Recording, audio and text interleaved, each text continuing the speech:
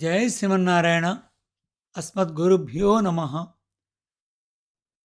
జయతు జయతు దేవో దేవకీ నందనోయం, జయతు జయతు కృష్ణో వృష్ణివంశ ప్రదీప, జయతు జయతు మేఘశ్యామల కోమలాంగో, జయతు జయతు పృథ్వీ భారనాశో ముకుంద.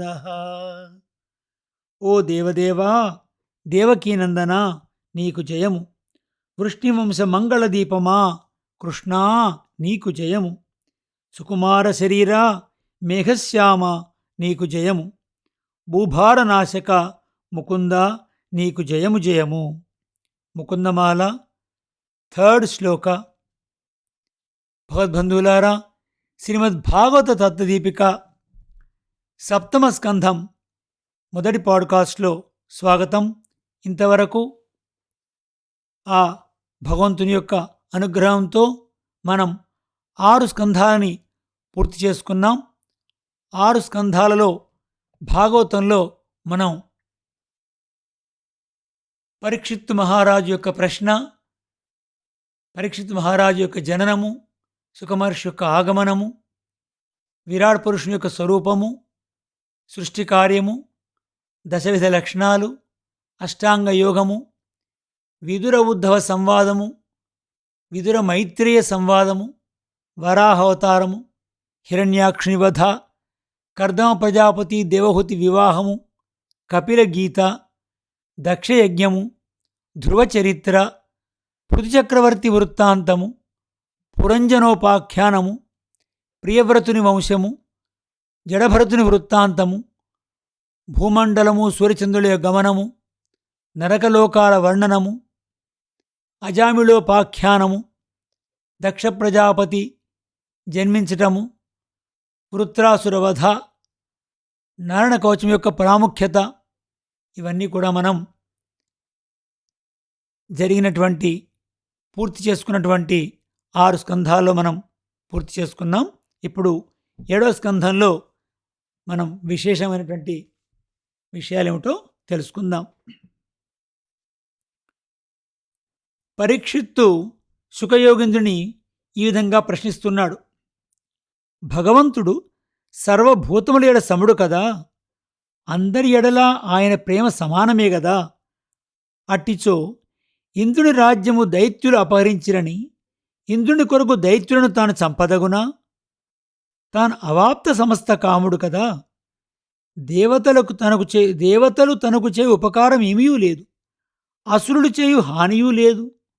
అయినచో దేవతల పక్షం వహించుట, రాక్షసులను చంపుట తగునా? నారాయణునకు వైషమ్యము పక్షపాతం ఉండునా అని శ్రీశుకయోగేంద్రుడు చెప్తున్నాడు.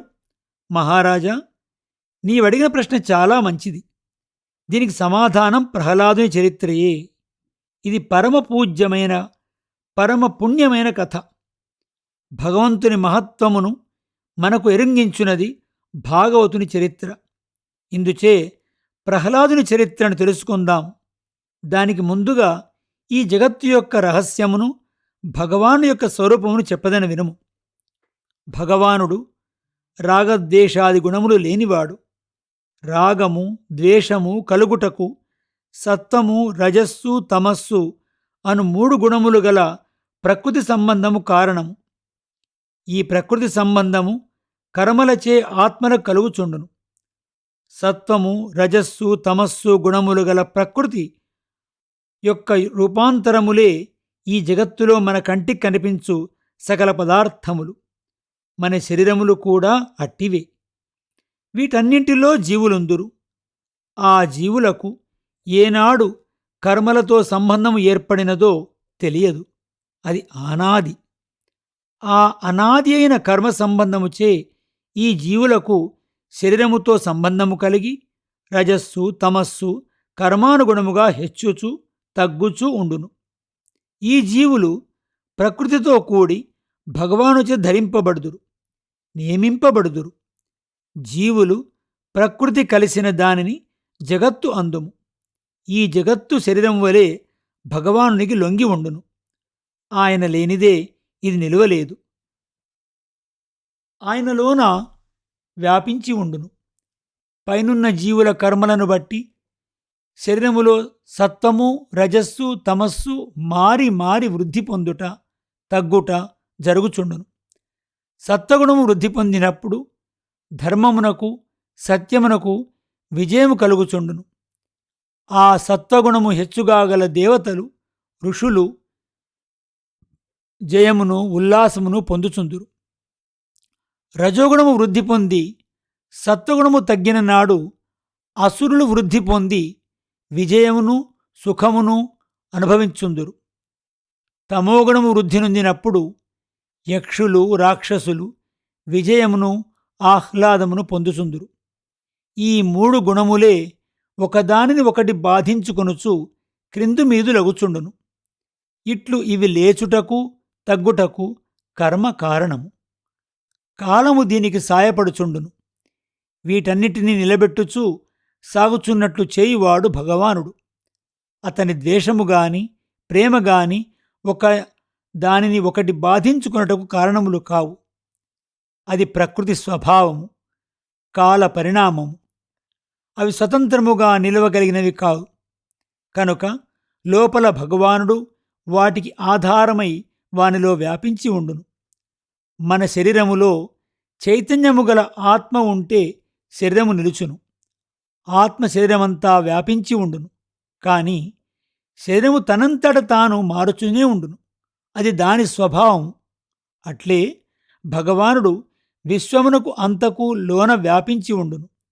దానిని ప్రవర్తింపచేయును.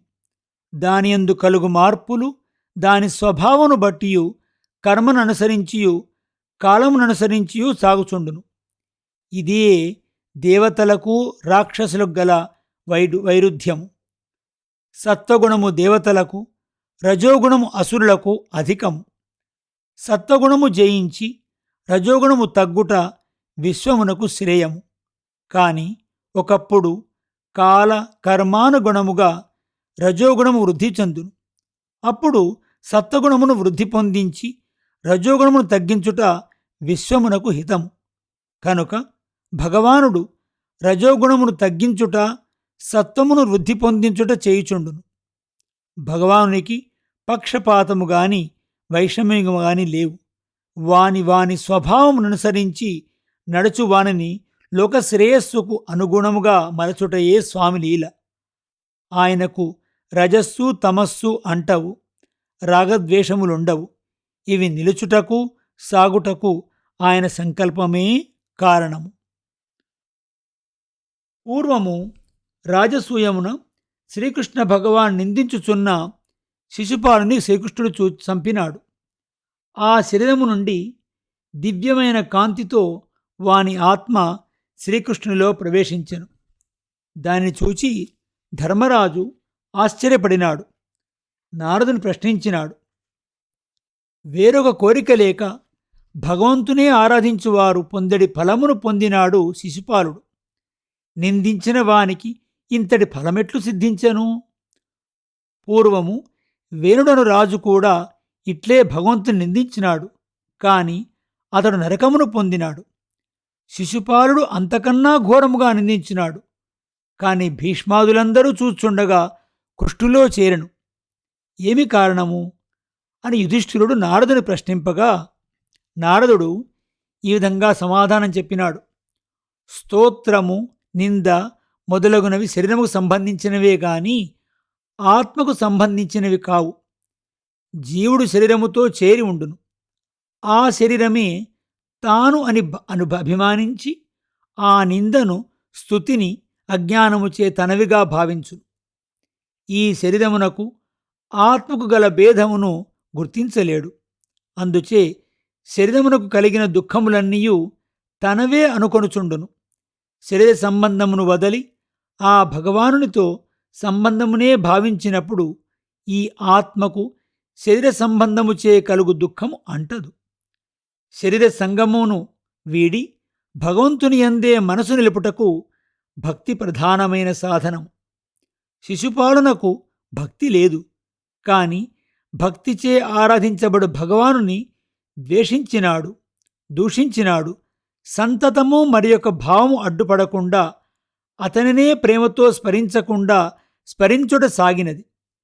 నిరంతరము శ్రీకృష్ణ స్మరించుట తనకున్న ద్వేషము కారణము, మాత్సర్యము కారణము అని కూడా తెలియని దశ ప్రాప్తించినది. ఈ దూషణములు శ్రీకృష్ణుకు బాధను కలిగించలేదు. అతనికి శరీరముతో తానొకడను భావము లేదు.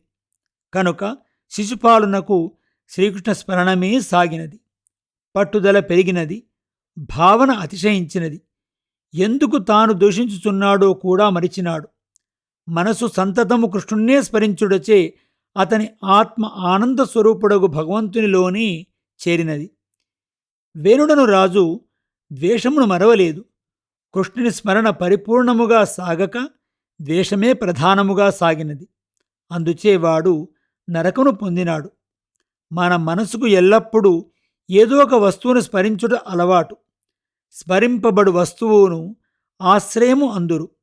లోకములో ఉన్న వస్తువులన్నీయు సత్వము, రజస్సు, తమస్సులతో నిండినవే. తలంచబడే విషయములలో ఏ గుణము అధికముగా ఉంటే ఆ గుణము మన మనస్సునకు సంక్రమించును. తలంచడానికి కారణము ఏదైనను తలంచబడే విషయము భగవంతుడైతే అతనిలో రజస్తమస్సులు లేని శుద్ధసత్వమే ఉండును. కావున అదే మన మనస్సునకు సంక్రమించును. ఆ సత్వగుణము మనస్సునకు అంటిన జ్ఞానము, సుఖము, శాంతి కలుగును. శిశుపాలుడు వైరము చేత తలంచినను శ్రీకృష్ణుని తలంచినాడు. ఎందుకు స్మరిస్తున్నాడో మరచి స్మరిస్తున్నాడు. కనుక శ్రీకృష్ణుని సాన్నిధ్యం పొందెను. మనస్సునకు ఆశ్రయము శుభమైనది కావాలి.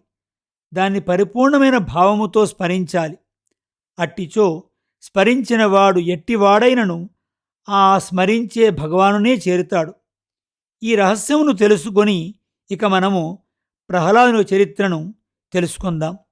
మనం దీన్ని తర్వాత పాడ్కాస్ట్లో విందాం. అస్మద్గురుభ్యో నమః. జై శ్రీమన్నారాయణ.